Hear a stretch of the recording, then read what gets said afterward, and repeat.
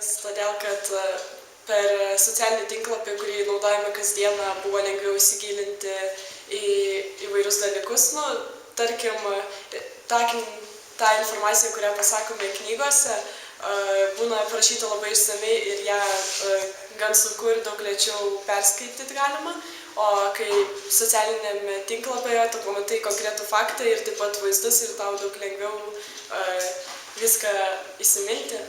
Taip pat man patiko bendradarbiavimas, kad viskas vyko daug greičiau, kai gali susirašyti vienas su kitu, susitarti, aptarti trūkumus ir juos pakeisti teisingais atsakymais.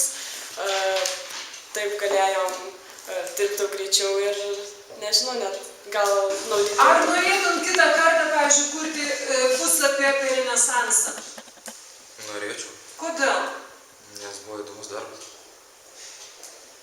Labai patiko dirbti komandai ir patiko tas, kad galėjo kiti grupės nariai, ne grupės, bet kitos komandos tau padėti. Kad ne tai, kad jų tavo komanda ir tavo problemas, kad kiti prisijungia, pasižiūri, Facebook'e prisijungia ir patarė, ar gerai, ar negerai padarė. Žodžiu, Facebookas, dabar kiek aš girdžiu iš jūsų vaikai, tai atliekant šitą kūrybinį darbą, geriausias aspektas šito darbo buvo bendradarbiavimas. Tai buvo operatyvu, greitai ir gavote draugų.